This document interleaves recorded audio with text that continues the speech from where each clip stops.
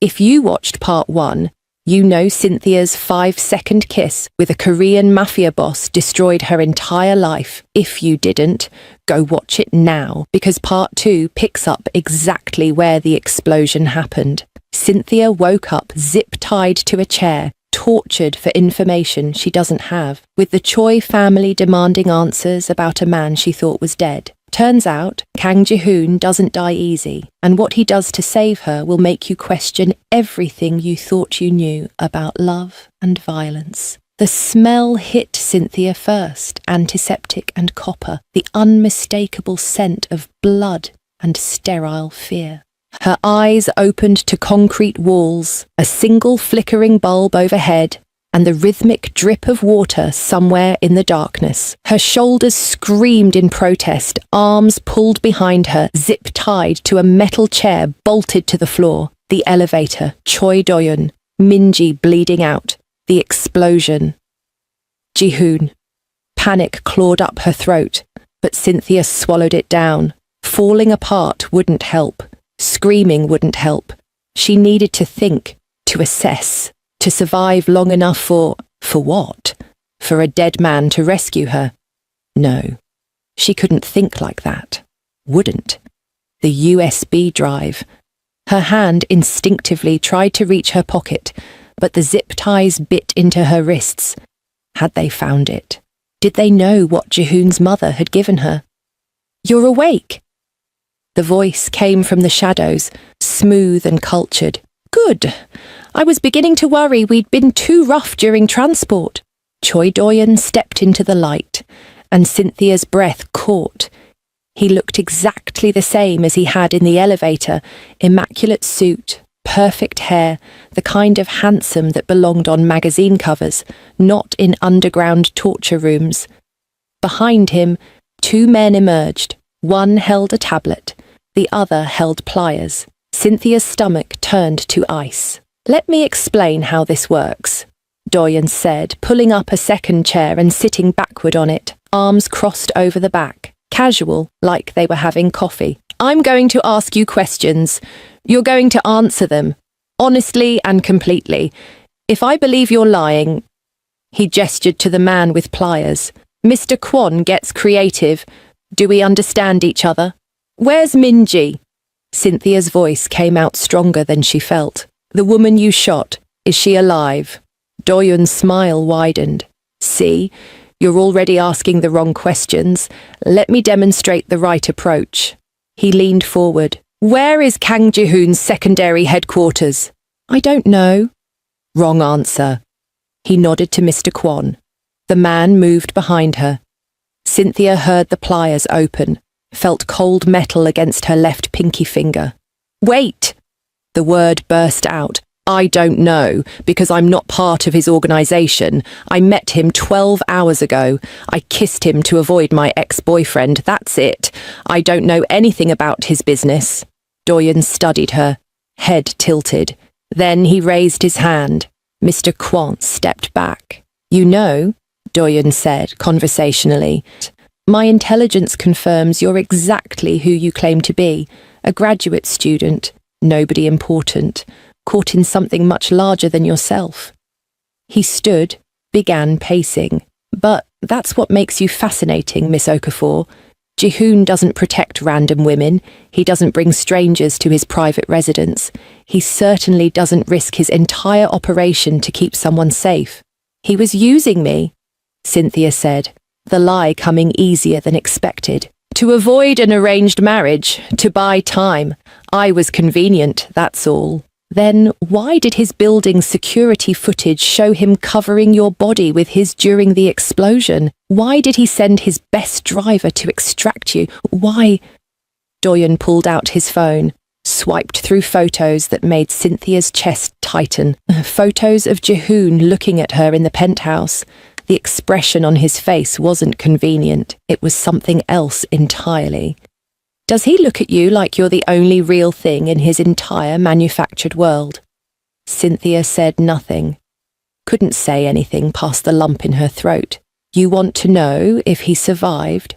Doyen asked almost gently. The explosion that took out 3 floors of his building, the one designed specifically to eliminate the Kang family leadership.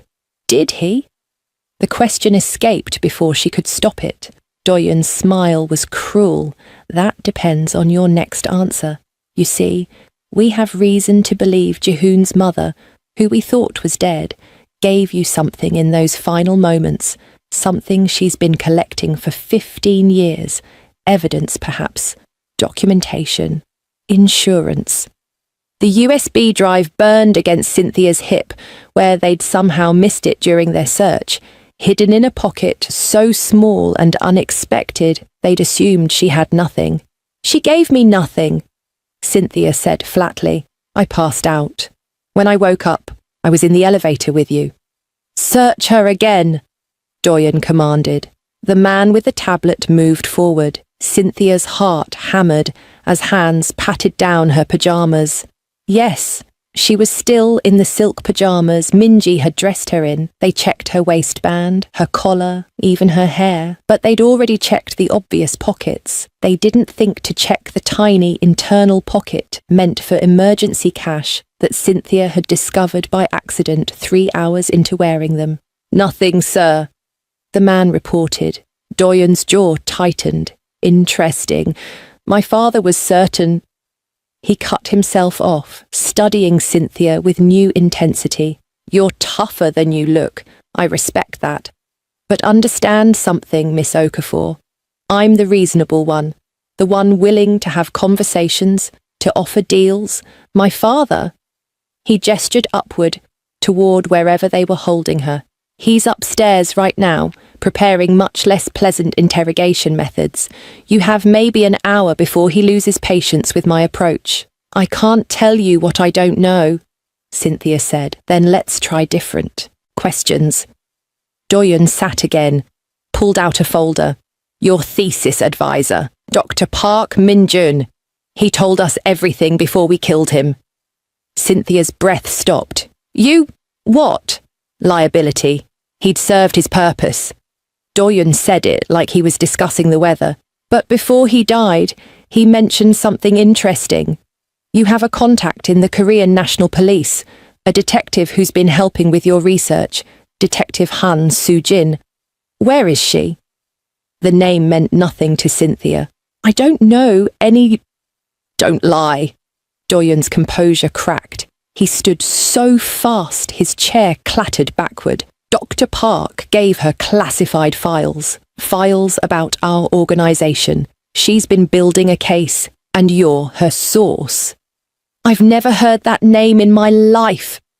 Doyun's hand shot out, gripped her throat.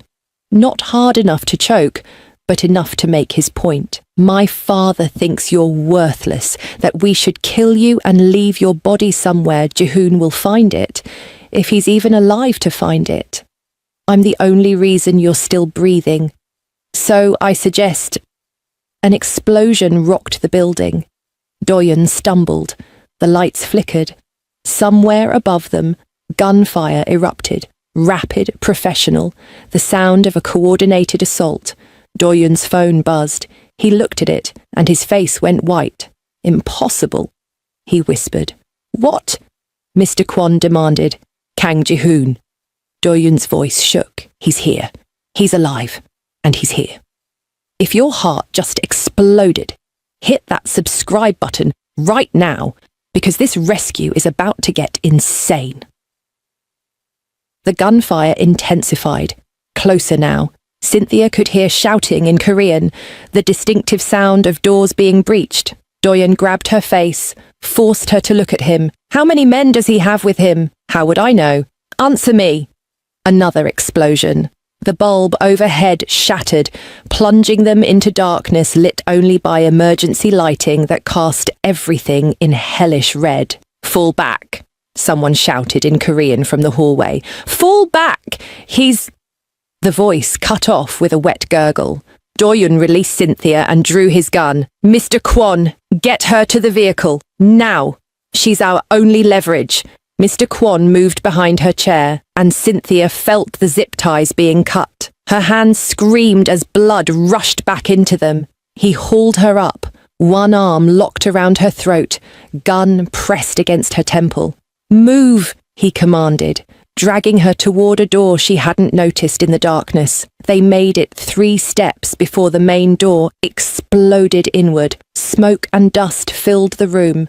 Through it, backlit by flames from the hallway, a figure emerged. Jihoon! He was alive, covered in blood, his own or others, impossible to tell. His suit jacket gone, his white shirt torn and stained, a gun in each hand. His face was a mask of cold fury that made every other expression Cynthia had seen from him look warm by comparison. "Let her go," he said quietly, too quietly, the kind of quiet that preceded violence.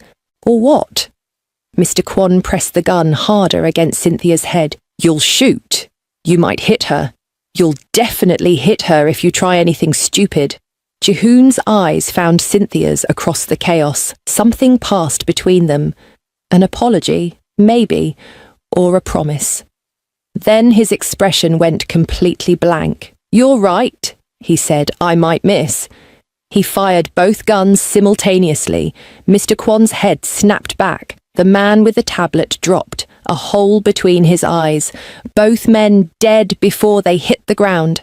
And Jihoon hadn't so much as grazed Cynthia. She stood frozen, Mr. Kwon's arm still locked around her throat, even as his body went limp. The gun clattered to the floor. "Cynthia!" Jihoon's voice broke through her shock. "Let him go! Come to me!" She shoved the corpse away, stumbled forward on numb legs. Jihoon caught her, pulled her against his chest with one arm, while keeping his guns trained on Doyeon, who'd pressed himself against the far wall. "You're alive!" Cynthia breathed against his chest. She could feel his heartbeat, rapid and strong, real. "I thought... the building takes more than an explosion to kill me." His lips pressed against her hair just once. Then he was all business again, stepping slightly in front of her. "Choi Doyeon, your father, upstairs, with 40 men." Doyeon's voice shook. "You can't fight them all, even you. Watch me. Wait!" Doyeon held up his hands. "A deal. I'll get you out. Secret exit. You take the girl and go. I tell my father you were never here. In exchange for, you don't kill me. Simple. Desperate. Please, I'm not my father.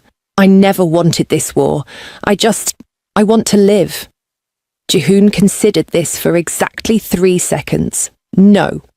He shot Doyeon through the heart. Cynthia couldn't stop staring at Doyeon's body, the way his expensive suit was now ruined with blood, the way his eyes stared at nothing, the way Jihoon had killed him without hesitation. "Cynthia!" Jihoon's hand cupped her face, forcing her to look at him instead. "Stay with me. I need you focused. He wanted to make a deal. He tortured you. He would have killed you." Jihoon's thumb brushed her cheek, and only then did Cynthia realize she was crying. Men like him don't honor deals. They look for weakness and exploit it. I don't give them the chance. More gunfire erupted from the hallway, closer.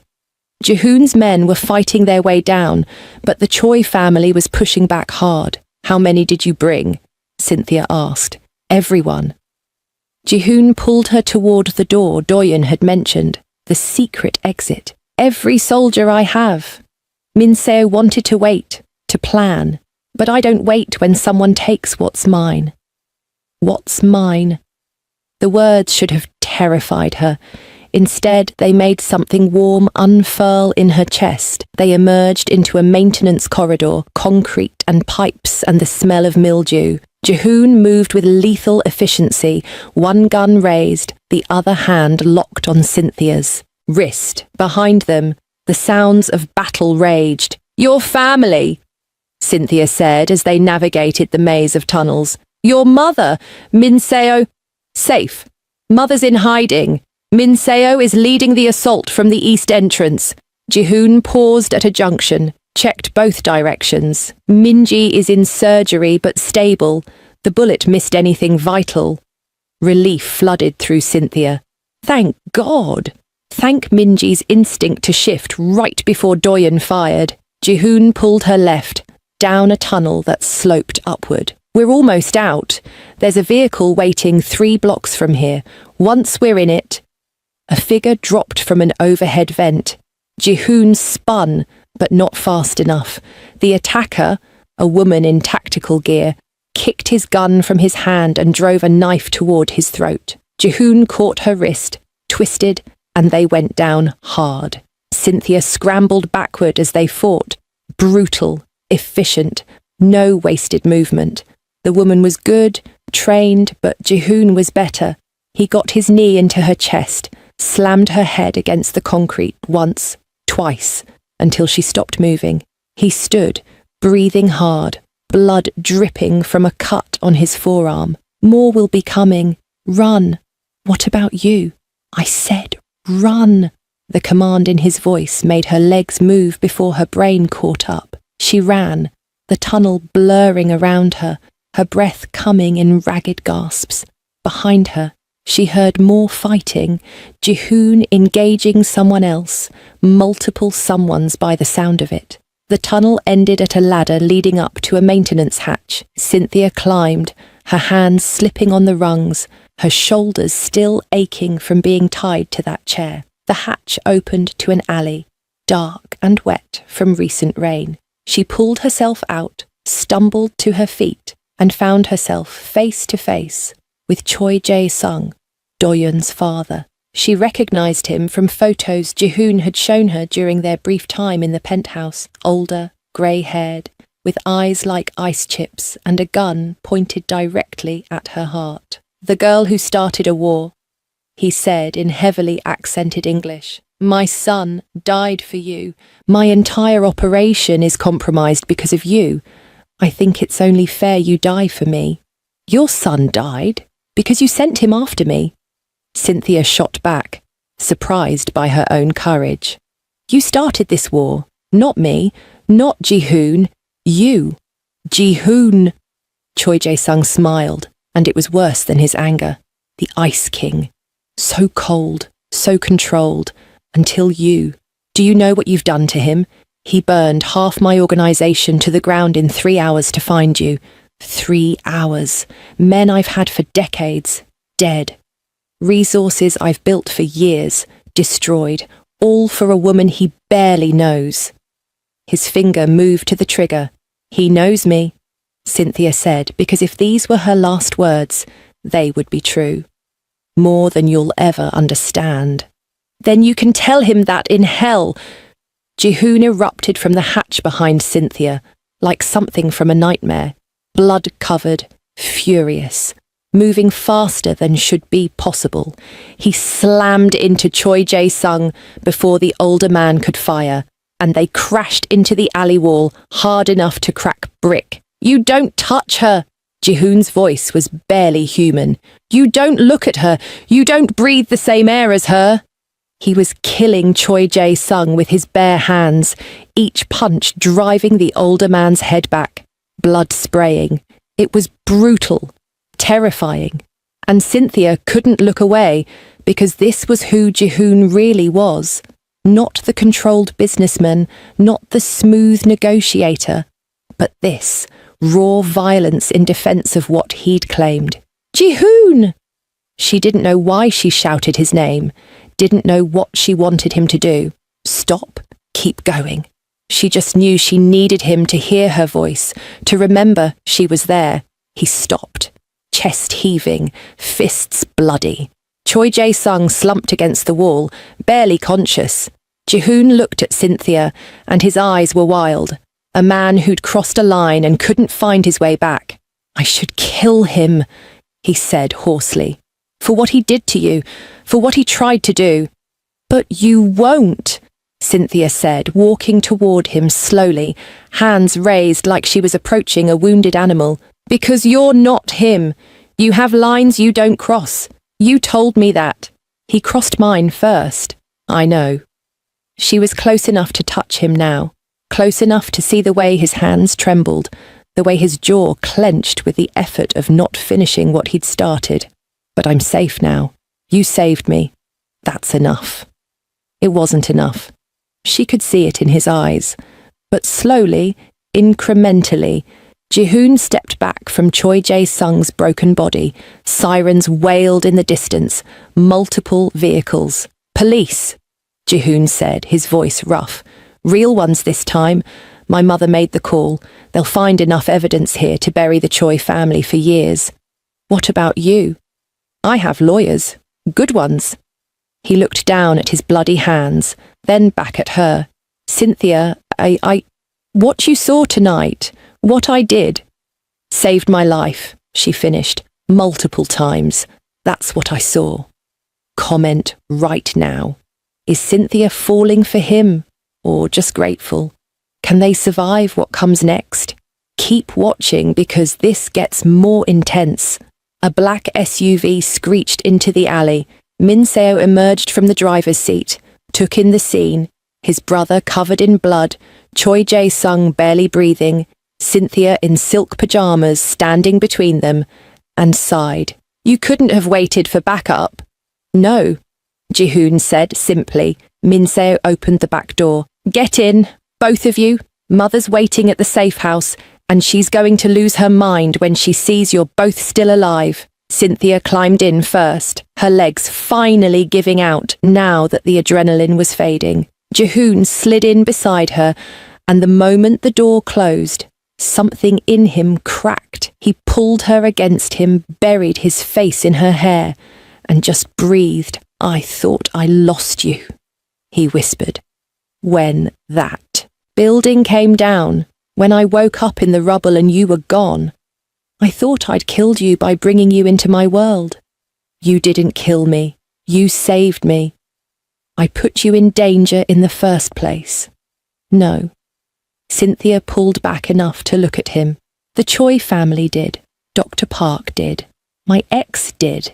You're the only one who actually protected me when everyone else was using me. Jihoon's hand came up to cup her face, and there was something in his expression, raw, vulnerable, terrified, that made her breath catch. I don't know how to do this, he admitted. This feeling, caring whether someone lives or dies beyond their strategic value. You're not part of my world, Cynthia. You shouldn't be. But I can't. His voice broke. I can't let you go. Then don't.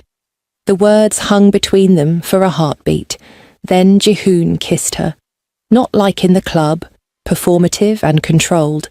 Not like in the penthouse, interrupted and tentative. This kiss was desperate, honest, a drowning man finding air. His hands tangled in her hair, pulled her closer, like he could physically prevent the world from taking her away again.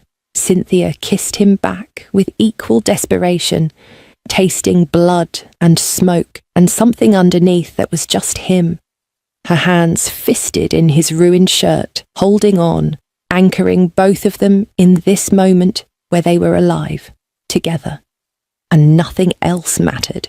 I'm going to be sick, Min Seo announced from the front seat, but his voice held a hint of amusement. They broke apart, and Jihoon actually laughed, a short, surprised sound that made Cynthia smile despite everything. Where are we going? She asked. Safe house on the outskirts of Seoul. Private, secure. No one knows about it except immediate family. Jihoon kept one arm around her shoulders, like he couldn't bear to not be touching her. You'll stay there until we're certain the Choi family is neutralized. How long will that take? With their leadership in custody and their operations exposed. Days? Maybe. A week at most. Min Seo glanced in the rearview mirror. Though, I have to say, brother, your method of neutralization was excessively violent even by our standards. He tortured her. And now he'll spend the rest of his life in prison, which is arguably worse than death. Min Seo's expression sobered. Mother wants to talk to you both about the evidence she gave Cynthia, about what comes next. The USB drive. Cynthia had almost forgotten it in the chaos. She reached into the tiny pocket, pulled out the small device. It looked so innocuous, just a piece of plastic and circuitry, But Jihoon's mother had said it contained 15 years of evidence. You still have it, Jihoon breathed. They didn't find it. They searched me. Twice. But this pocket... She showed him the hidden compartment in her pajamas. It's so small they didn't think to check. Jihoon took the drive like it was made of glass. Do you know what this means? If Mother's been documenting everything, this could bring down not just the Choi family, but half the corrupt officials in Seoul. Police, judges, politicians, everyone who's been protecting them. That's what she wanted, Cynthia said. She told me to get it to the real police if she didn't make it. She made it. Minseo's voice held something that might have been relief. Barely. The explosion destroyed most of the penthouse, but she got to the safe room in time. Stubborn woman survived 15 years in hiding. It'll take more than explosives to kill her. The safe house appeared ahead, a traditional Korean home hidden behind modern security gates, surrounded by trees that provided cover from prying eyes. As they pulled up, the door opened, and Jihoon's mother emerged. She looked different in casual clothes, her silver hair loose around her shoulders, but her eyes were the same, sharp, assessing, missing nothing. They landed on Cynthia and softened. You survived, she said simply. Good girl. Then she looked at her son, took in his bloody appearance, and raised an eyebrow. I assume the Choi family is no longer a concern. Not anymore, Jihoon confirmed. Good. She gestured them inside. Come. We have much to discuss, starting with what happens now that you've declared war on the half of Seoul's underworld to protect a woman you've known for less than a day. Cynthia and Jihoon exchanged glances. About that, Jihoon started. His mother smiled. Oh, I know exactly what's happening. I invented this particular form of stupidity when I fell for your father. Come inside before the neighbours start asking questions about why my dead son is standing in my driveway covered in blood. The safe house was deceptively simple.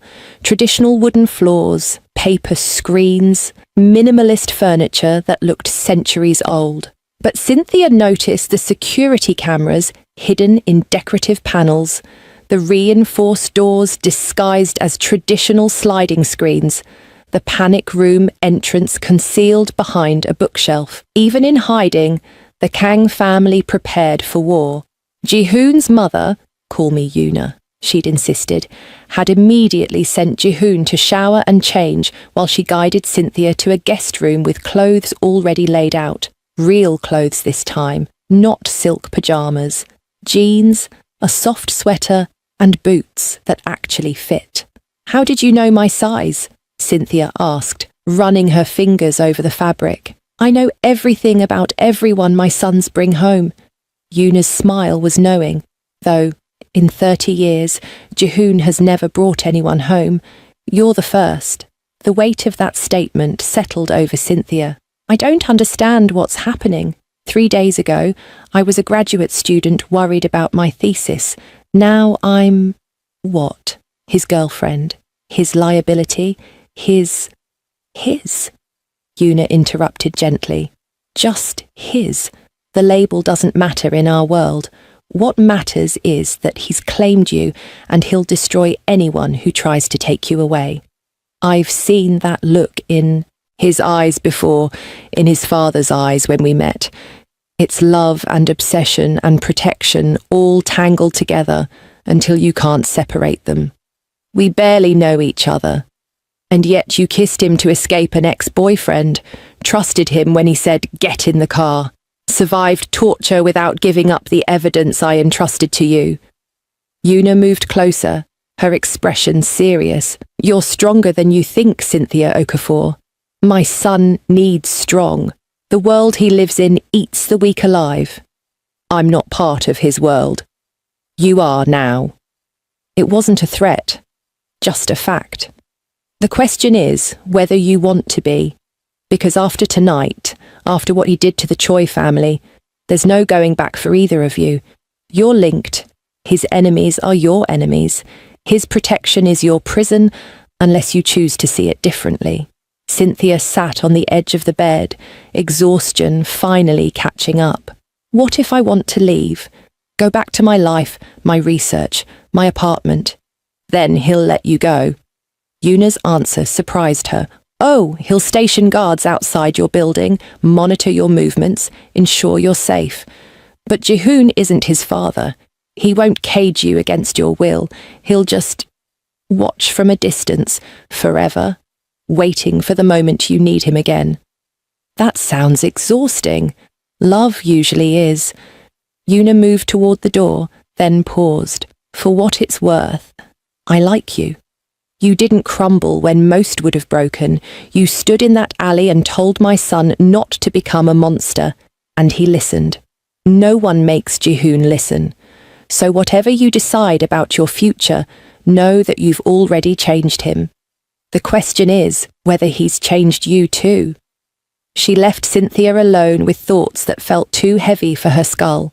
An hour later, Cynthia found Jihoon on the back porch, overlooking a small garden lit by paper lanterns. He'd showered, changed into black pants and a simple white shirt. Without the blood and destruction, he looked almost normal.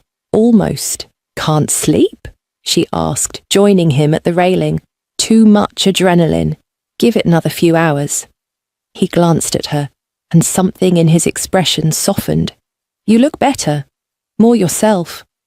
I'm not sure I know who that is anymore. Jihoon was quiet for a moment.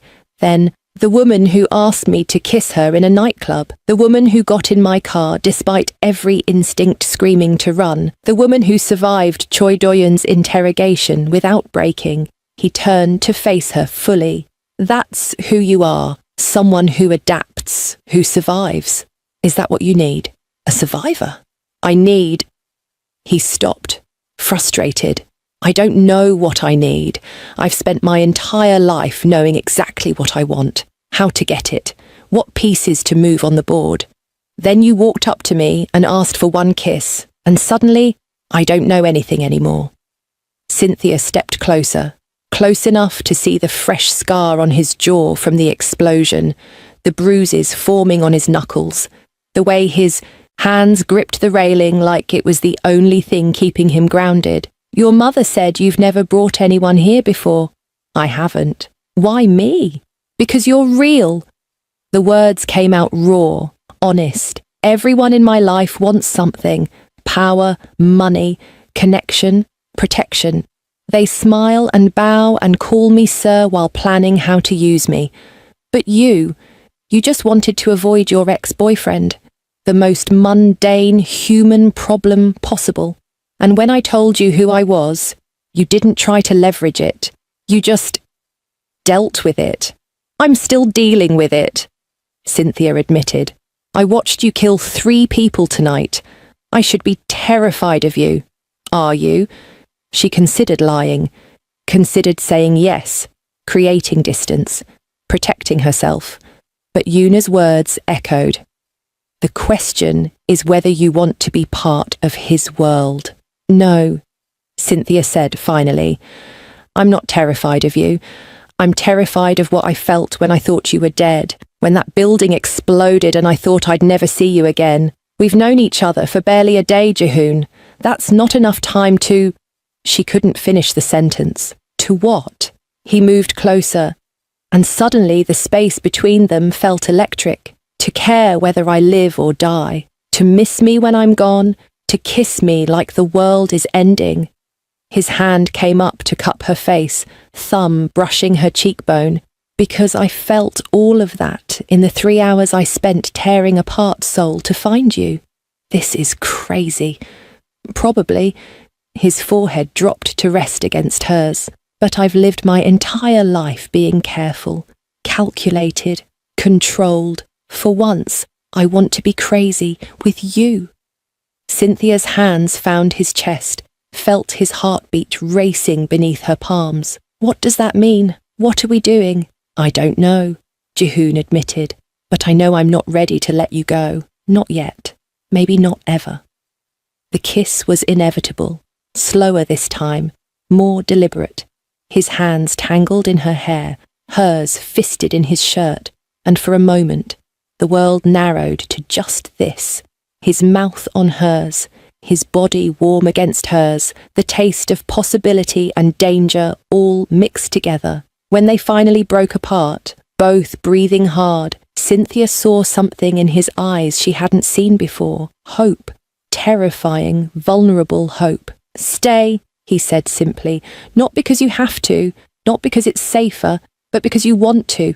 Give this, us, a chance to be something real." Before Cynthia could answer, the door slid open. Min Seo stood there, his expression grim. "We have a problem," he said, "a big one. If you're not subscribed yet, what are you waiting for? Because this problem is about to change everything." Inside, Yuna had a laptop open on the traditional wooden table. Multiple screens displaying news feeds. All of them showed the same thing. Jihoon's penthouse building, or what was left of it. Emergency vehicles, body bags, and a press conference with a man Cynthia didn't recognize. "That's police." "Commissioner Tak," Jihoon said, his arm still around Cynthia's waist like he couldn't quite let go. "He's been on the Choi family payroll for years." "Not anymore," Yuna said, turning up the volume. "Can confirm that tonight's explosion and subsequent violence was the result of a gang war between the Kang and Choi crime families. We have evidence linking Kang Ji-hoon to multiple murders, including the death of Choi Do-yeon, son of Choi Jae-sung. There is currently a warrant out for Mr. Kang's arrest. We are also looking for this woman." Cynthia's university ID photo appeared on screen.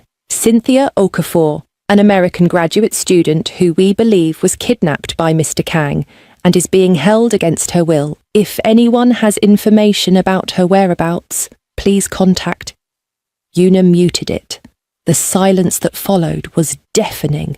"They're spinning it," Min Seo said, "making you the villain and her the victim, probably trying to flush you both out." "The USB drive," Jihoon said, turning to his mother. "If we release the evidence now, it's not enough."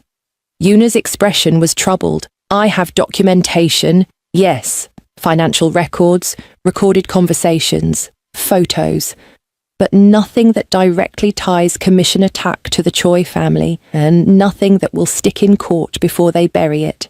We need something bigger, something undeniable." "Like what?" Cynthia asked. "Like Choi Jae-sung's testimony," Min Seo said. "If he flips, if he agrees to testify against everyone who helped him in exchange for a lighter sentence."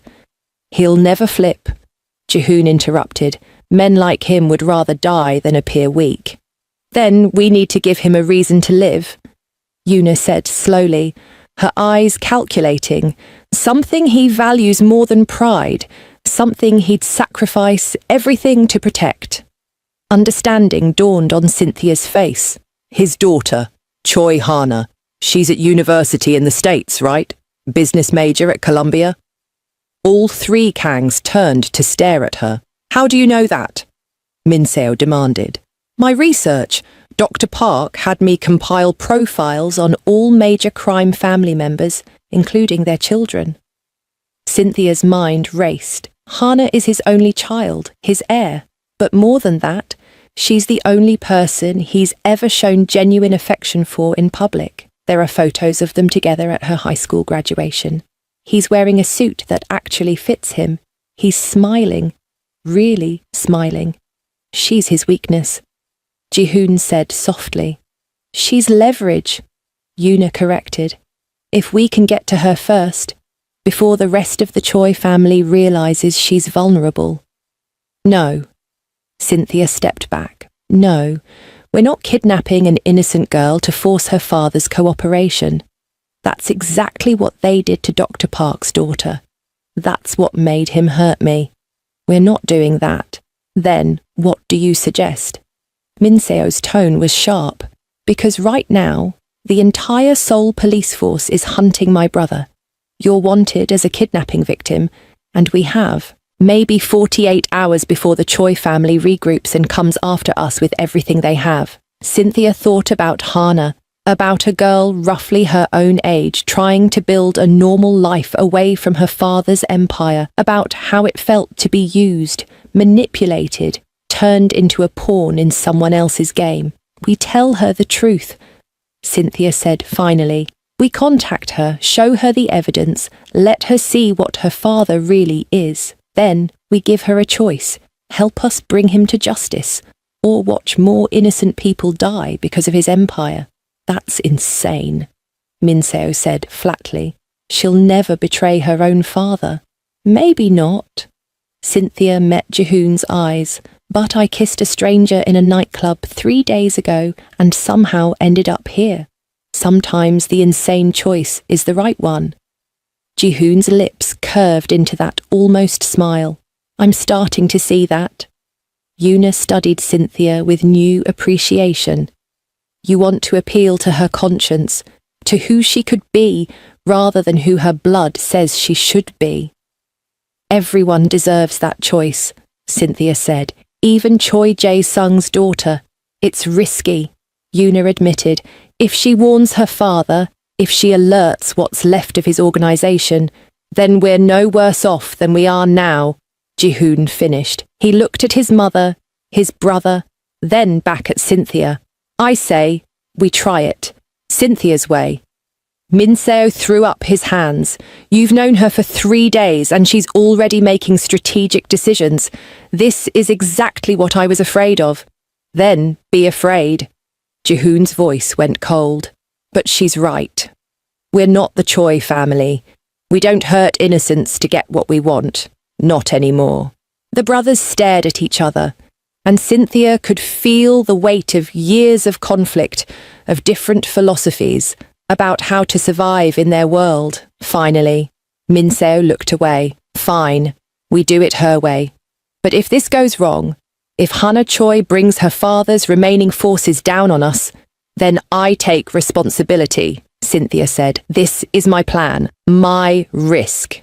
Our risk, Jihoon corrected, his hand finding hers. Finding Choi Hana turned out to be easier than expected. The girl maintained a public Instagram account under a fake name, Ihana Sen Y, filled with coffee shop aesthetics, Columbia University library photos, and carefully curated shots that screamed, normal college student trying to escape her father's shadow. She posts her location constantly, Minseo observed, scrolling through the account on his tablet. Coffee shops, study spots, her favourite bookstore in Manhattan. Either she's incredibly naive or she's deliberately making herself easy to find. Maybe she wants to be found, Cynthia suggested, by someone who isn't her father's world, by something normal. Yuna nodded slowly. There's a desperation in these posts. Look. She pointed to a caption under a photo of Hana studying alone in a cafe. Sometimes I wonder if anyone sees the real me, or just who I'm supposed to be. She's lonely, Cynthia said softly. Isolated. She probably has friends, but no one she can be honest with.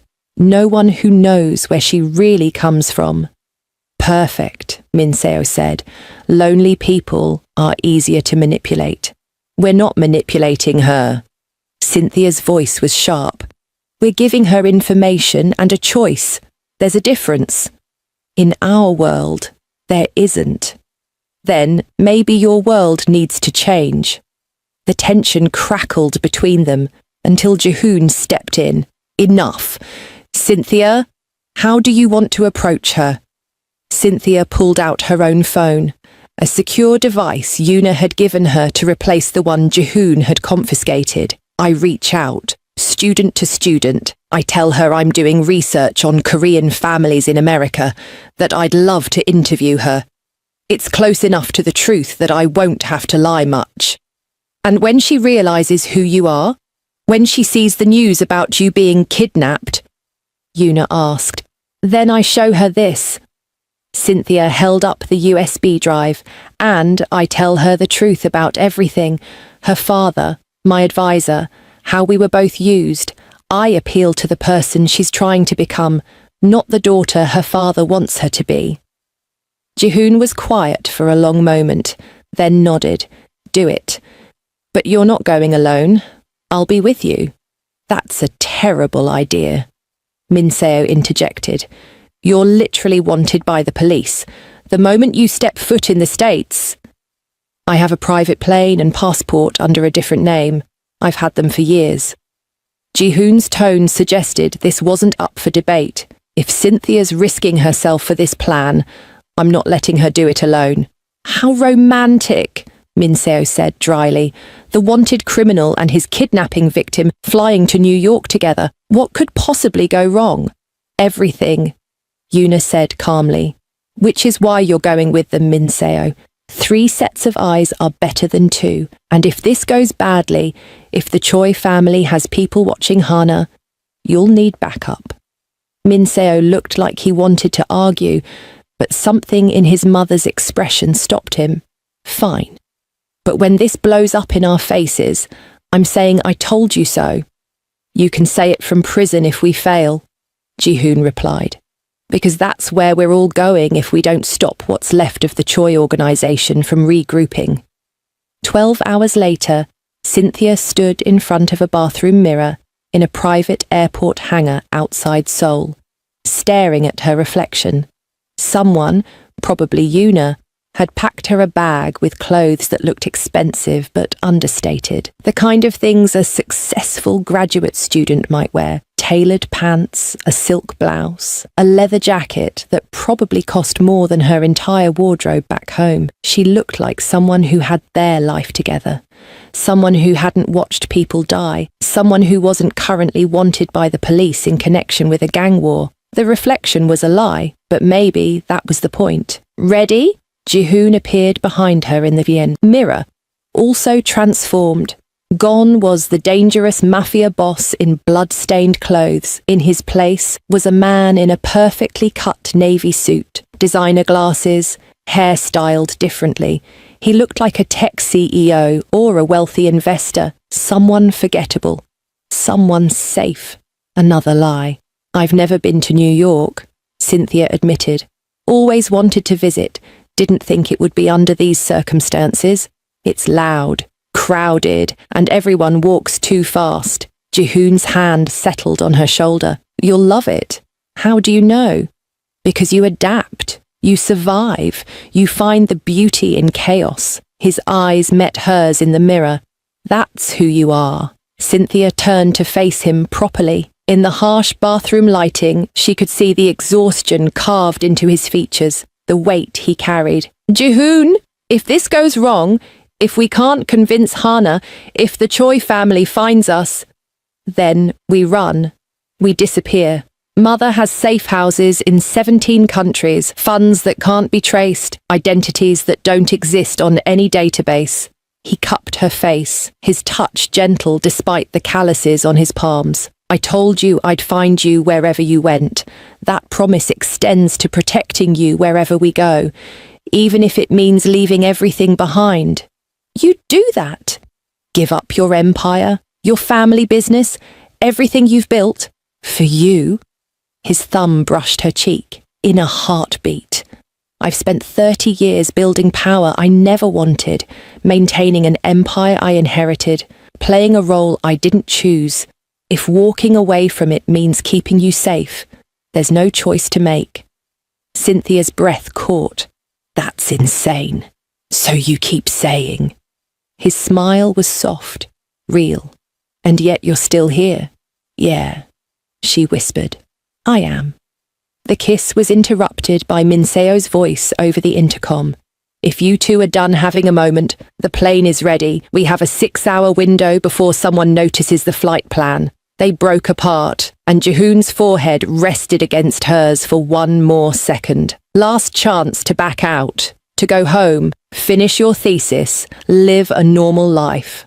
I can have you on a commercial flight to anywhere you want within the hour. Cynthia thought about her apartment in Seoul, her research, the life she'd carefully built over 2 years. Safe, predictable, boring. Then she thought about the way Jihoon had torn apart a crime organization to find her, the way he'd stood between her and death without hesitation. The way he looked at her like she was something precious in a world that had taught him to value nothing. "I'm not backing out," she said. "We do this together." "Together," he echoed, and the word sounded like a promise. The private plane was smaller than Cynthia expected, but luxurious in that understated way that screamed real money. Leather seats, a bedroom in the back, a fully stocked bar. Minseo was already aboard, typing rapidly on a laptop. "Hana posted an hour ago," he said without looking up. "She's at the Columbia Library. Finals week. She'll be there for hours, probably." "Perfect," Cynthia said, settling into a seat. "That gives us time to—" Her phone buzzed, a message from an unknown number. "Unknown. I know what you're planning. Don't." Cynthia's blood went cold. She showed the phone to Jihoon, who immediately handed it to Minseo. "Trace it," Jihoon commanded. Minseo's fingers flew across his keyboard. "It's routed through 7 different servers, encrypted to hell and back. Whoever sent this knows what they're doing." He paused, his expression darkening. "But I can tell you where it originated. Manhattan, specifically within a half-mile radius of Columbia University." "Someone's already watching Hana," Yuna said from the doorway. None of them had heard her board. "The question is whether they're Choi family or something else entirely." Another message appeared. Unknown. "Choi Hana is protected. Approach her and you'll regret it. This is your only warning." "Protected by who?" Cynthia demanded, as if the phone could answer. "The Choi family. The police." A third message, and this one included a photo. Hana leaving the Columbia Library, completely unaware of the man following 10 feet behind her. Asian, late 20s, wearing casual clothes but moving with military precision. Unknown. By people who have been watching her for 3 years, people who will do whatever it takes to keep her safe from her father's world. Turn back, Cynthia Okafor. This is not your fight. "They know my name," Cynthia whispered. "They know we're coming. They know everything." Jihoon took the phone, studied the photo with professional detachment. "That's a professional bodyguard, former military, probably special forces. See the way he's positioned? Always keeping her in sight, maintaining distance but ready to close it in seconds." He looked up at his mother. "This isn't the Choi family protecting their asset. This is someone else entirely." "The question is who?" Minseo said. "And what do they want?" Yuna's smile was cold. "Only one way to find out. We go to New York anyway. But now we know we're walking into a trap." "Or a negotiation," Cynthia countered. "Whoever sent this knows we're trying to reach Hana. They could have just killed us instead of warning us. That means they want something. Or they want us all in one place," Minseo said darkly. "Away from our resources, our territory, our protection. Manhattan is neutral ground. No one has home advantage." "Then we level the playing field," Jihoon said. He turned to his mother. "Contact the Nakamura family in New York. Tell them we need sanctuary. They owe us after the Tokyo incident." "The Yakuza!" Cynthia's voice rose. "We're asking the Japanese Mafia for help. Enemy of my enemy." Yuna said simply. "The Nakamura family has been trying to expand into Korean markets for years. If we give them information about the Choi family's collapse, they'll protect us. Temporarily." "This is getting too complicated," Cynthia said, her head spinning. "We were supposed to talk to one girl. Now we're involving international crime families and mysterious bodyguards and—" "Welcome to my world," Jihoon said quietly, "where nothing is ever simple and everyone has an agenda. Last chance, Cynthia. You can still walk away." She looked at him, really looked at him, and saw the hope and fear warring in his eyes. He wanted her to stay, but he'd let her go if she asked. That's what made the decision easy. I'm not walking away, Cynthia said firmly, but we do this smart. We find out who's protecting Hana and why. We see if we can work with them instead of against them, and we don't involve the Yakuza unless absolutely necessary. You're giving orders now? Minseo's tone was incredulous. Someone has to, Cynthia shot back. Because all of you are so used to violence and manipulation that you've forgotten the simplest approach, asking questions before throwing punches. Silence. Then, surprisingly, Yuna laughed. I like her, Jihoon. She's got fire. She nodded to the pilot. Take us to New York, and someone get me everything we have on private security firms operating in Manhattan. If Hana has professional protection, they're either very expensive or very dedicated. Either way, they'll have a weakness we can exploit. The plane began to taxi. Cynthia watched Seoul disappear beneath them, the city lights fading into darkness. Somewhere down there was her apartment, her research, her old life. She might never see any of it again. Jihoon's hand found hers, squeezed once. No regrets? Ask me again when we're not being threatened by mysterious bodyguards, Cynthia replied. But she squeezed back, because for better or worse, she'd made her choice. Now she just had to survive it. Comment now. Who do you think is protecting Hana? Drop your wildest theories because this mystery is about to explode. Manhattan hit Cynthia like a wall of noise and movement. Even at midnight, the city pulsed with energy that made Seoul look sleepy by comparison. Their car, a black SUV with tinted windows that screamed, "Don't ask questions," navigated through traffic, while Minseo provided updates from the passenger seat. Hana's still at her apartment in Morningside Heights. The bodyguard is outside her building, stationed across the street in a coffee shop that closed an hour ago. He's been there for 3 hours. Dedicated? Jihoon observed from beside Cynthia. Or waiting for something? For us, Cynthia said. They knew we were coming. They're probably watching for our arrival right now.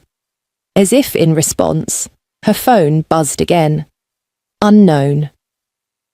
The Gramercy Hotel, room 1847. Come alone, Miss Okafor. If the Kang brothers accompany you, Hana will disappear and you'll never find her again. Absolutely not, Jihoon said immediately. You're not going anywhere alone. It's a trap, Minseo agreed, actually siding with his brother for once. Classic isolation tactic. Separate you from protection. Take you out quietly. But Cynthia was already reading the next message. Unknown. I know what you're thinking. It's not a trap. I'm the person who's kept Hana safe from her father for 3 years. The person who's been feeding information to your mother, Yuna. Yes, Kang Jihoon, you read that correctly. Your mother and I have been working together. She just didn't tell you because she knew you'd react exactly like this. All 3 of them stared at the phone. Then Jihoon pulled out his own device and called his mother. Is it true? He demanded when she answered. Have you been working with someone in New York? Someone protecting Choi Hana? There was a long pause. Then, yes. For 2 years. I was going to tell you once we had enough evidence to move, but the Choi family accelerated everything when you brought Cynthia home. Her name is Sarah Chen.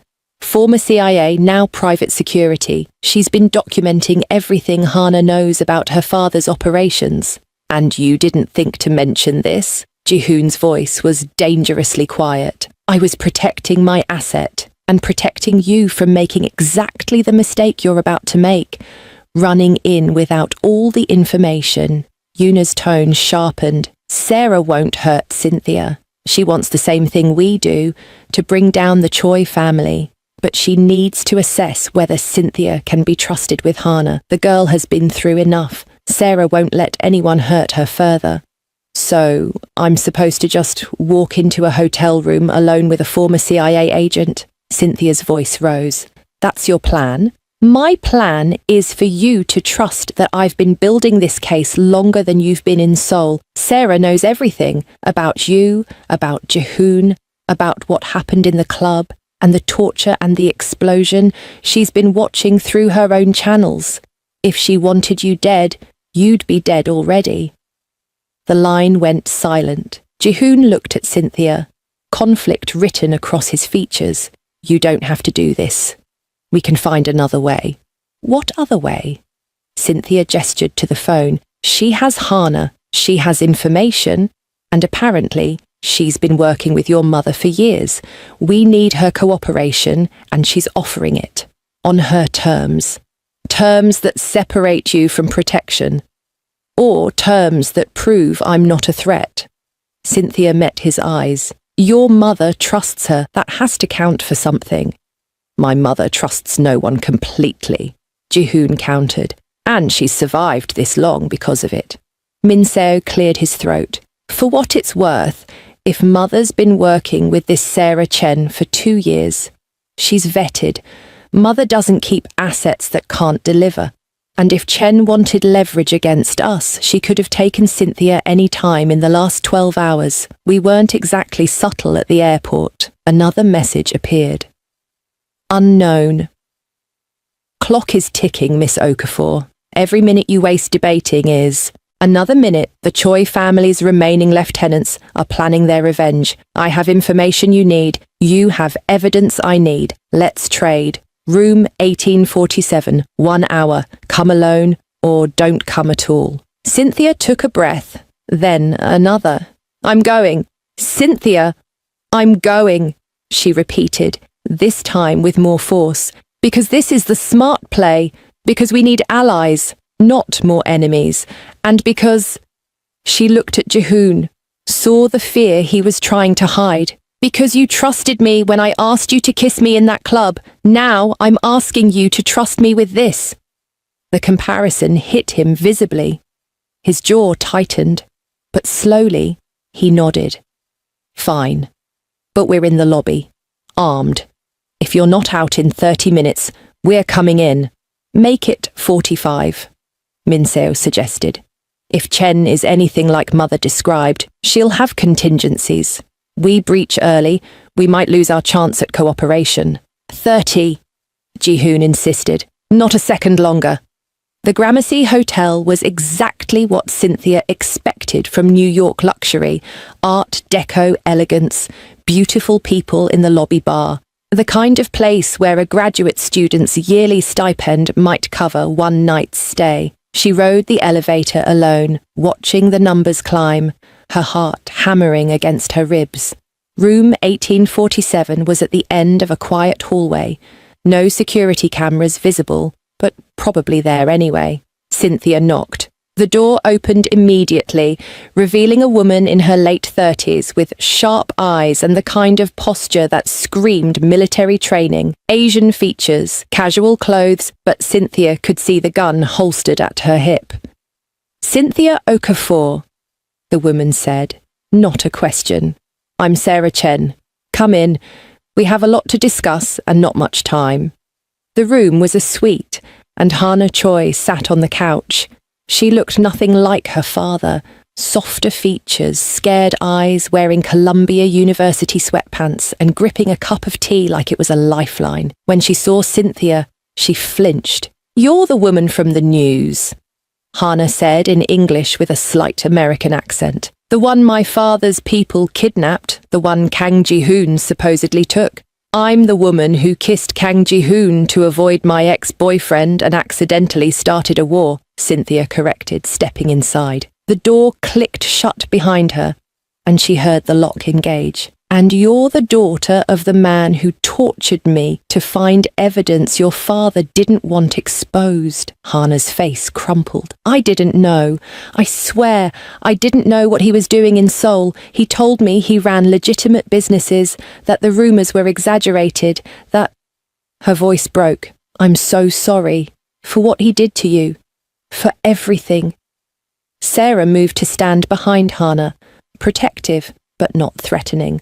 Hana reached out to me 3 years ago, found me through channels I won't disclose, asked me to help her understand who her father really was. I've been documenting everything since, his operations, his connections, his crimes, feeding it to Yuna Kang because she's the only person in Seoul with the resources and motivation to use it properly. Why?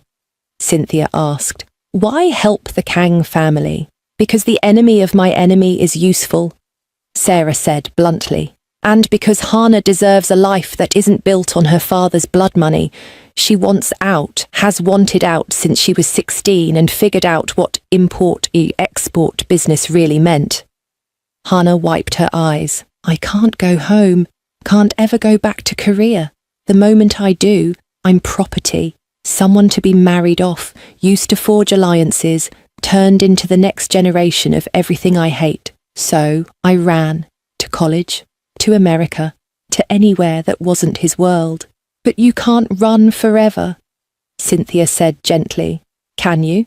No. Hana's voice was small. He'll come for me eventually, especially now with everything falling apart. I'm his only heir, his only leverage for rebuilding. Sarah's kept me safe, but... She looked up at the woman who'd protected her for years. I can't hide forever. Can I? Sarah's expression was carefully neutral, but Cynthia saw the answer in her eyes. No. Eventually, the Choi family would find Hana.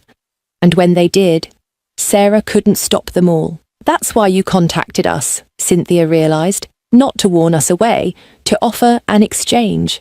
We help you disappear Hana permanently. New identity, new life. Somewhere her father can never find her. In exchange, she testifies against him. Gives us everything she knows. Smart girl, Sarah said. Yuna was right about you. There's a problem with that plan, Cynthia continued.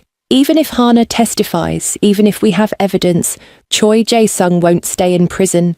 He has too many connections, too many people who owe him favours. He'll get out eventually, and when he does, he'll hunt me down. Hana finished. I know. I've always known. That's why I've been so careful, so hidden. But now, she gestured helplessly, now he's desperate, and desperate men do terrible things to the people they think betrayed them. The room fell silent. Cynthia's mind raced through possibilities, discarding each one as quickly as it formed. There had to be a solution, had to be a way to give Hana her freedom without signing her death warrant. Then it hit her. What if he didn't know you betrayed him? Cynthia said slowly. What if, as far as he knew, you were still loyal, still his daughter, still someone he needed to protect? Sarah's eyes narrowed. You're suggesting we plant a mole, make Choi think Hana is feeding us information while actually being loyal to him. No. Cynthia shook her head. I'm suggesting we make him think someone else is the traitor, someone close enough to have access to everything Hana knows, someone he'd believe could betray him. Who? Hana asked. Cynthia pulled out her phone, pulled up a photo from her research. Your father's second in command, Kim Tae-won. He's been with your father for 20 years. Trusted, loyal, the perfect person to frame for betrayal. Sarah's expression shifted to something like respect. That's actually brilliant. If we make it look like Kim sold out the family, gave us all the information, Choi would never suspect Hana. She'd be safe, protected by her father's own paranoia. But how do we frame him convincingly? Hana leaned forward. My father isn't stupid. He'd need real evidence, real betrayal. Then we give him real betrayal.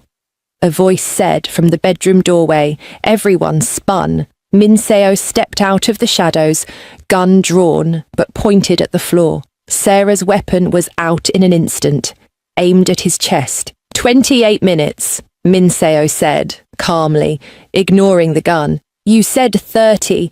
I gave you 28, and I heard everything through the bug I planted on Cynthia's jacket. Clever plan. stupid execution. You're missing the key element. Which is? Cynthia demanded, her heart still racing from the shock. Kim Tae-won is already betraying Choi Jae-sung. Min Seo's smile was cold. Has been for 6 months. To us. We flipped him after the Choi family killed his brother in a territory dispute. He's been feeding us information ever since.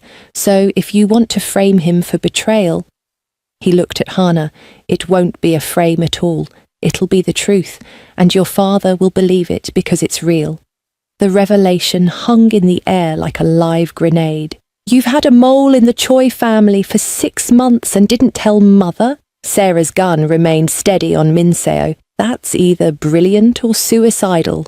Both, probably. Min Seo finally holstered his weapon, a gesture of trust that made Sarah slowly lower hers. Kim Tae-won approached us after his brother's death, wanted revenge but was too smart to move openly. We've been using him to track Choi movements, finances, everything. Mother knows, she's the one who vetted him, but we kept it compartmentalized. The fewer people who knew, the safer Kim stayed. Until now, Hana whispered, her face pale. If you expose him, my father will kill him.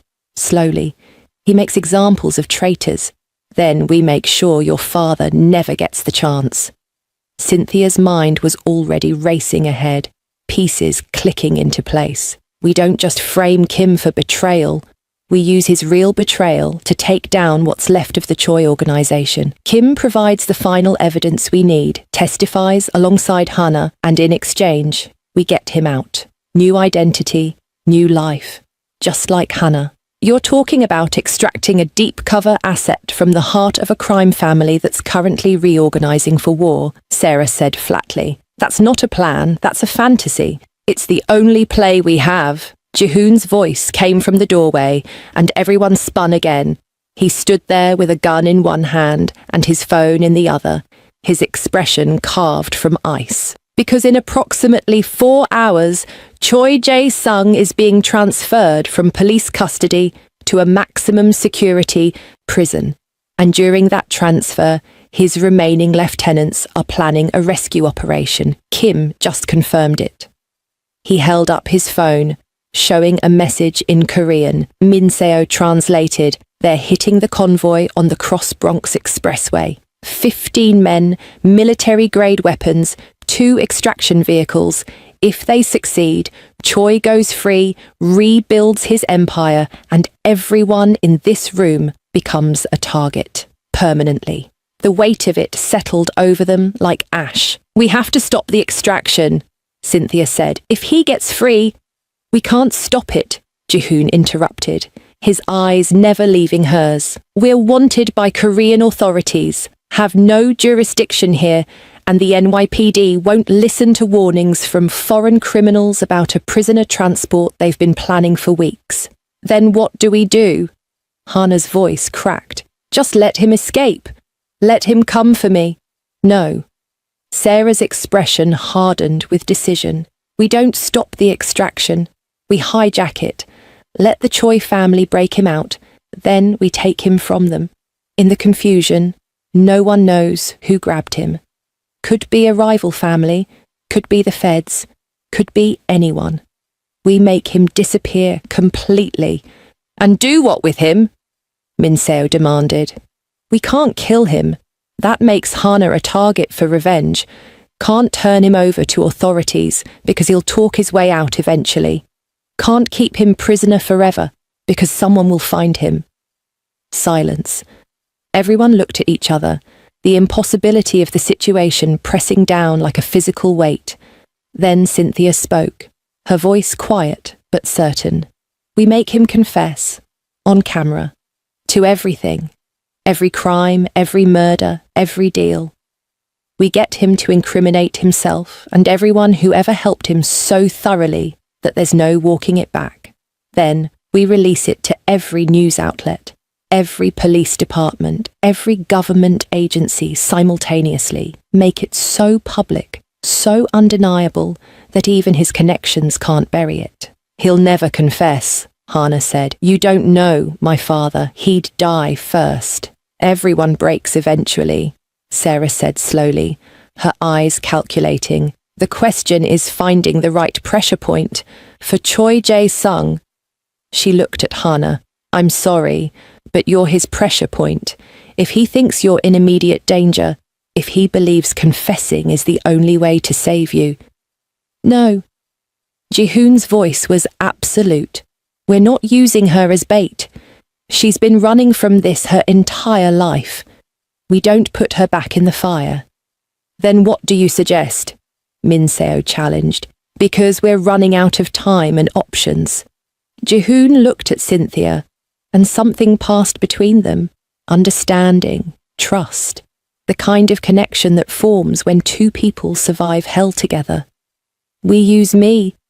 I'm what Choi Jae-sung wants, the man who destroyed his organization, killed his son, took everything from him, let his people rescue him, then let them find me waiting. He'll want to make an example of me, to prove he's still in control. That's when we get the confession. That's insane, Cynthia said, but her voice lacked conviction because she could already see the logic. He'll kill you. Maybe, probably. Ji-hoon moved closer to her, his hand finding hers. But if it means you're safe, Hana's safe, this whole nightmare ends. It's worth it. No, it's not. Cynthia's grip tightened on his hand. We've been together for 4 days, Ji-hoon. 4 days. And you're talking about sacrificing yourself like it's nothing? It's not nothing. His free hand cupped her face, and everyone else in the room seemed to disappear. It's everything. You're everything. I've spent 30 years feeling nothing, being nothing except what my family needed me to be. Then you asked me for one kiss, and suddenly I'm human again. I can feel again. And what I feel is that I'd burn down the entire world to keep you safe. Tears streaked down Cynthia's face. That's not love. That's obsession. In my world, they're the same thing. His forehead pressed to hers. Let me do this. Let me end it. No. The word came out fierce, angry. We don't end anything. We survive it. Together. That's what you said. Together. You don't get to change the rules because you're scared. I'm not scared. Liar. She pulled back enough to meet his eyes. You're terrified. Terrified that caring about me makes you weak, that loving me puts a target on both our backs, that you'll lose me the way your father lost your mother. So you're trying to be the hero, throw yourself on the grenade, make the sacrifice play. But I didn't survive torture and explosions and car chases to watch you die for me. So here's what we're going to do. We're going to be smart. Use every resource we have and find a way that doesn't end with either of us dead. Understand? Ji-hoon stared at her like she'd spoken in a foreign language. Then, impossibly, he laughed. A real, genuine sound of surprise and wonder. How are you real? I ask myself the same thing about you every day. They kissed, and it was different from every kiss before, not desperate or performative or interrupted. This was a promise, a choice. Two people deciding that whatever hell came next, they'd face it together. When they finally broke apart, Sarah was smiling. Well, that was disgustingly romantic. Now can we please figure out how to stop a prison break? The plan came together in pieces, each one more dangerous than the last. Kim Tae-won would feed the Choi lieutenants false information about the transport route, a change that would lead them into a trap. The NYPD would be anonymously tipped about the extraction attempt. When the shooting started in the chaos, Sarah's team would grab Choi Jae-sung, not to protect him, to interrogate him, and the interrogator, Hana. I can do it, she insisted when everyone protested. I know exactly what to say to make him break. I've spent 22 years learning how his mind works. He thinks I'm weak, that I'm his innocent daughter. I'll use that. I'll make him believe I'm in danger, that confessing is the only way to save me, and when he does, When we have everything on camera, I'll tell him the truth, that I've been working against him for years, that his little girl grew up and became everything he feared. Sarah looked at her with something like pride. You're sure about this? I've never been more sure of anything. Hana's voice was steady. He took my childhood, my chance at a normal life, my ability to trust anyone. I'm taking back my power, starting now. If you're not screaming right now, you're not human. Comment Team Hana if you're ready to see her destroy her father, and subscribe because part 3 is going to be chaos. 4 hours later, the Cross Bronx Expressway erupted into a war zone. The Choi extraction team hit the transport van exactly where Kim said they would and walked directly into a NYPD ambush. Gunfire lit up the night. Civilians screamed and fled. The transport van's doors blew open and Choi Jae-sung stumbled out in handcuffs, confused, searching for his rescuers. That's when Sarah's team moved in. 4 vehicles, 12 operatives, a precision strike that grabbed Choi and vanished into the chaos before anyone could identify them. They took him to a warehouse in Red Hook, Brooklyn, stripped him of everything except his prison jumpsuit, chained him to a chair bolted to the floor, and when he finally looked up, still dazed from whatever sedative Sarah had used, he saw his daughter standing in front of him. "Hello, father," Hana said in Korean. "We need to talk about your crimes." The confession took 3 hours. Hana played him perfectly, the frightened daughter at first, begging him to tell the truth to save her from the people who kidnapped me. Choi Jae-sung, thinking he was protecting her, spilled everything. Names, dates, bank accounts, murder orders, bribes, every sin he'd committed for 30 years, all captured on 3 cameras from different angles. When he finished, exhausted and believing he'd saved his daughter, Hana's expression changed. "Thank you, father. That's exactly what we needed." Understanding dawned in his eyes. You did this. You betrayed me." "No." Hana's voice was cold, strong, nothing like the girl he remembered. "You betrayed yourself. You betrayed our family name. You destroyed everything you touched and called it business. I just made sure the world finally sees you for what you are. I'm your father. You're a monster who happens to share my blood. There's a difference." She turned to leave, then paused. "I'm disappearing now. You'll never find me, never hurt me again, and every day you spend in prison, you'll know it was your daughter who put you there. Goodbye, father. I hope it was worth it."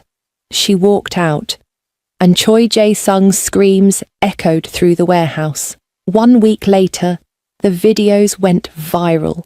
Every news outlet, every social media platform, every police department in 3 countries. Choi Jae-sung's confession complete and undeniable. Within 48 hours, 17 Korean officials were arrested. Within a week, the Choi family's entire operation collapsed. Kim Tae-won got his new identity. Hana got her freedom, relocating somewhere even Sarah wouldn't disclose.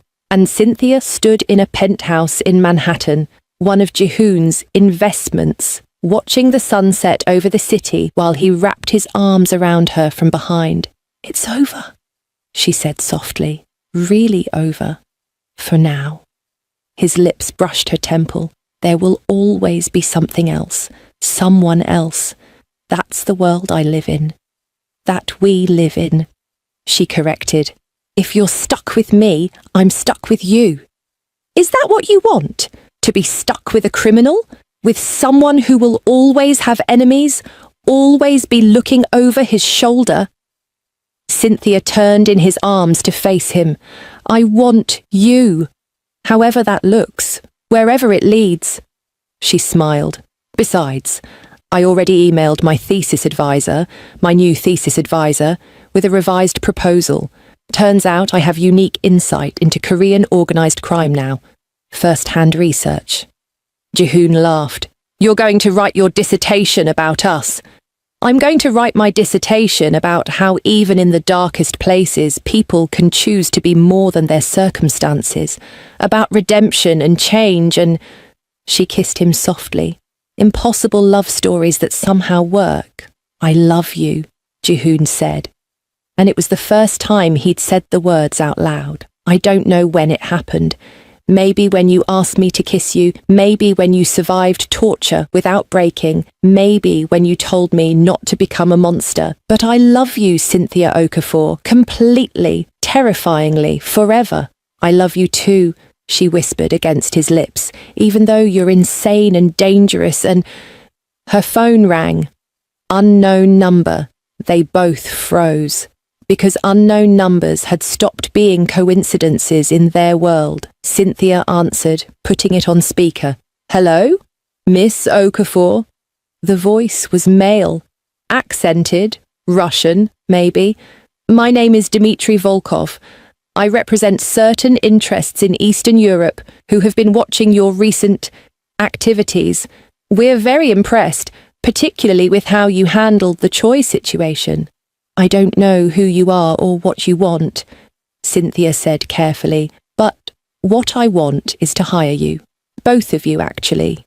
Mr. Kang's tactical expertise and your remarkable ability to find peaceful solutions to violent problems. You see, we have a situation in Moscow. A rival family has taken something very valuable from us. Someone very valuable. And we believe you're exactly the team we need to get her back. We're not for hire, Jihoon said coldly. Everyone is for hire, Mr. Kang. The question is price, and in this case, the price isn't money. A pause, heavy with meaning. It's information about your father. The real reason he was taken by the Yakuza 15 years ago. The real reason your mother had to fake her death. Would you like to know the truth? Or would you prefer to keep living with comfortable lies? The line went dead. Cynthia and Jihoon stared at each other, and she saw the same thing reflected in his eyes that she felt in her chest, the knowledge that this wasn't over, that it would never be over, that they'd just opened a door to a world far larger and more dangerous than they'd imagined. Moscow, Cynthia said finally. We're going to Moscow. We don't have to, Jihoon said.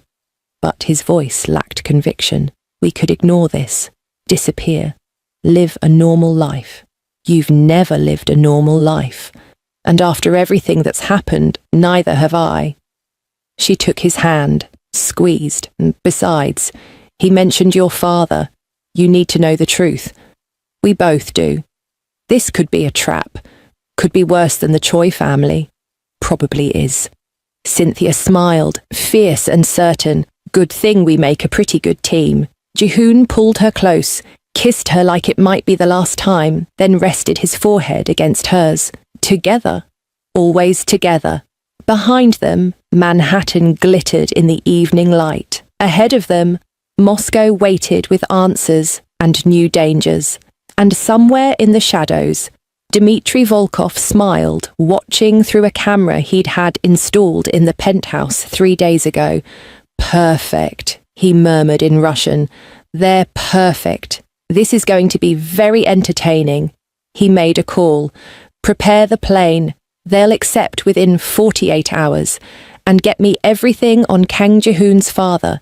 The real files. The ones his mother doesn't know exist, if we're going to control them. We need the leverage to break them. On the other end of the line, a woman's voice, cold, professional, lethal, responded in English. Already done, sir. The father is secured, and I've prepared the welcome for Miss Okafor. She's going to be very surprised when she learns what her own mother has been hiding all these years. The line went dead, and in a penthouse in Manhattan, 2 people who'd survived hell together, held each other and prepared for something even worse, completely unaware that their entire story, from that first kiss to this moment, had been orchestrated by someone far more dangerous than the Choi family. Someone who'd been watching since the beginning. Someone who needed them for a job that would either save thousands of lives or destroy everything they'd built. In 72 hours, they'd be in Moscow and nothing would ever be the same again. Comment section is going to explode. Drop your theories. Who is Dmitry Volkov really? What secret is Cynthia's mother hiding? Is Jihoon's father alive? Or is this a trap? Will they survive Moscow? Team Cynthia and Jihoon. Or is this love story doomed? Part 3. Drop soon, and I promise you, everything you think you know is about to get destroyed. The Choi family was just the beginning. What's waiting in Moscow will change everything. Smash that subscribe button. Turn on notifications, because Part 3, Moscow, is coming, and you do not want to miss the moment when Cynthia discovers the truth about who she really is. See you in Moscow if you dare.